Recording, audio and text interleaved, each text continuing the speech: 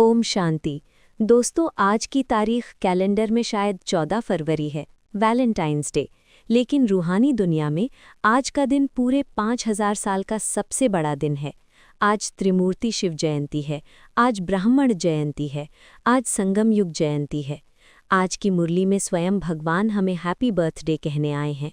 वो कहते हैं, तुम सर्वोत्तम सौभाग्यशाली ब्राह्मण कुल भूषण हो। तुम्हें स्वयं भगवान बधाई देते हैं। सोचिए, दुनिया एक दूसरे को गिफ्ट देती है, कार्ड देती है, लेकिन हम कितने लकी हैं कि जिसकी पूजा पूरी दुनिया करती है, वो निराकार आज हमें बधाई देने धरती पर आया है। आज की वीडियो में हम जानेंगे कि शिवरात्रि का असली राज क्या है, क्या शिव सच में रात को आते हैं और क्या हम सच में वो ब्राह्मण हैं जिनकी बात बाबा कर रहे हैं। हम अक्सर सोचते हैं, भगवान सतयुग में क्यों नहीं आते, वहाँ तो सब पवित्र होते हैं। बाबा आज इसका लॉजिकल जवाब देते हैं। वो कहते हैं, सतयुग तो है ही आदि का समय, वहाँ तो सृष्टि का समाचार सुनाने की ज़रूरत ही नहीं है। जब पिक्चर शुरू ही हुई है तो एंड का सस्पेंस कौन बताएगा। ये संगम युग ही वो वक्त है जब हमें ज्ञान का तीसरा नेत्र मिलता है।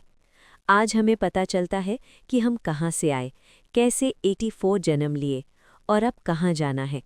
ये नॉलेज किसी यूनिवर्सिटी में नहीं मिलती, ये सिर्फ ओशन ऑफ नॉलेज दे सकते हैं।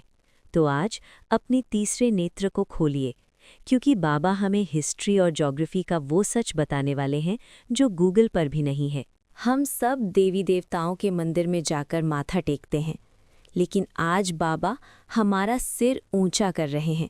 वो कहते हैं, देवताएं इतने उत्तम नहीं हैं जितने तुम हो, ब्राह्मण देवताओं से ऊंच हैं।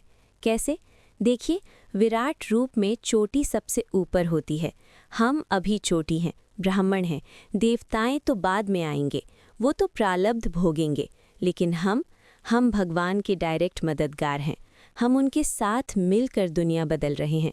बाबा कहते हैं, मैंने तुम्हें ब्राह्मण बनाया है स्वर्ग का वर्षा देने के लिए।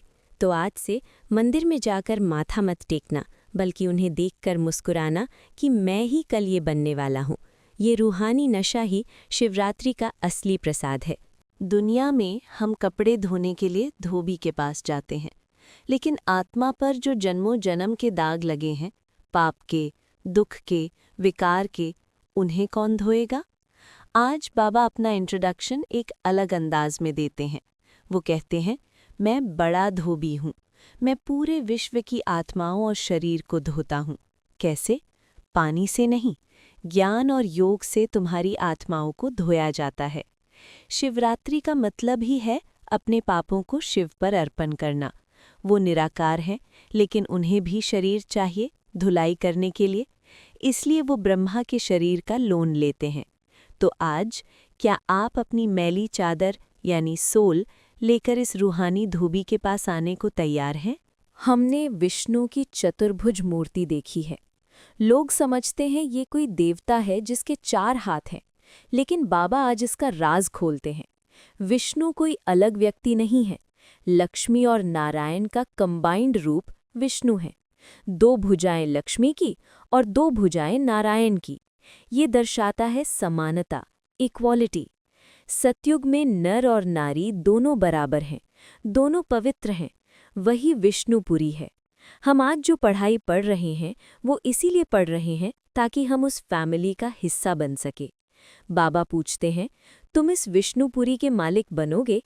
अगर हाँ, तो अपने अंदर वही रॉयल्टी और प्योरिटी लानी होगी।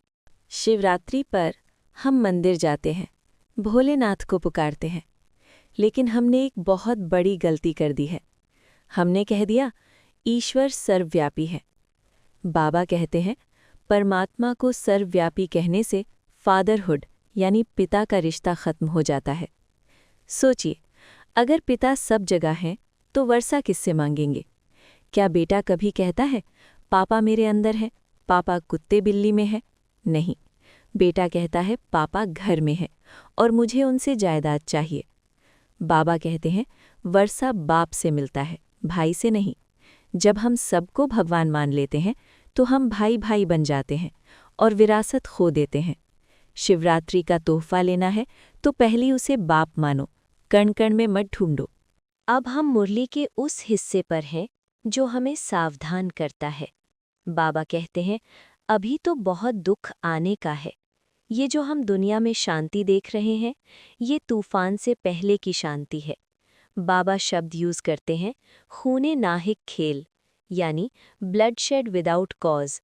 लोग बेगुनाह मारे जाएंगे, बैठे बैठे बॉम्ब्स गिरेंगे, आप घर में बैठे होंगे और अचानक सब खत्म हो जाएगा। बाबा डराते नहीं हैं, बाबा हमें रियलिस्ट बना रहे हैं। वो कहते हैं, विनाश सामने खड़ा है। इससे पहले कि वो बॉम्ब्स गिरे, क्या हमने अपना इंश्योरेंस करवा लिया है? क्या हमने शिव बाबा से अपनी मुक्ति का सर्टिफिकेट ले लिया है? क्योंकि उस वक्त याद करने का समय नहीं मिलेगा। विनाश की बात सुनकर डर लगता है ना? लेकिन बाबा तुरंत हमें हौसला देते हैं। वो कहते हैं, मैं तुम बच्चों के लिए हथेली पर बहिश्त यानी हेवन ले आया हूँ। बहिश्त मतलब जन्नत, स्वर्ग। बाबा कहते हैं, मुझे पाना और स्वर्ग पाना इतना आसान है जैसे हथेली पर रखी चीज़। तुम सब द्रौपदियाँ हो। जैसे द्रौपदी ने दुख में पुकारा और भगवान ने लाज बचाई, वैसे ही बाबा हम सबको, चाहे भाई हो या बहन, द्रौपदी मानते हैं, जो इस रावण राज्य में दुखी हैं। वो कहते हैं, मैं तुम्हें कोई तकलीफ नहीं देता, बस मुझे याद करो और ये स्वर्ग तुम्हारा है। इतना सस्ता सौदा और कौन देगा? जिंदगी में प्रॉब्लम्स क्यों आती हैं? आज का वरदान हमें प्रॉब्लम सॉल्व करने का सबसे साइंटिफिक तरीका बताता है। बाबा कहते हैं, बातें हैं वृक्ष, ट्री, और बाप है बीज, सीड।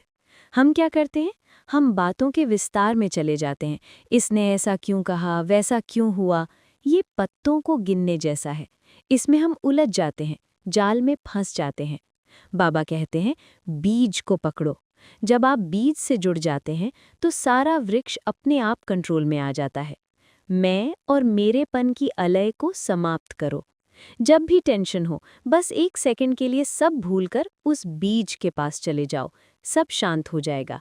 यही है सहज योग। अंत में बाबा हमें एक मिशन देते हैं। आज शिव जयंती है, क्या हम सिर्फ खुद मिठाई खाएंगे? बाबा कहते हैं, सबको शिव बाबा के अवतरण की बधाइयाँ देनी है। अगर आप बोल नहीं सकते, तबीयत ठीक नहीं है, तो क्या करें? घर बैठे मनसा से सुख का वायुमंडल बनाओ। आपकी पॉजिटिव वाइब्स भी सेवा कर सकती हैं। तो चलिए, आज ये संकल्प करें कि हम इस खूने नाहिक दुनिया के बीच सुखमय संसार बनाएंगे। हम वो ब्राह्मण हैं जो दुनिया की तकदीर बदल सकते हैं। शिव जयंती की आप सबको अनंत बधाइयाँ। ओम शांति।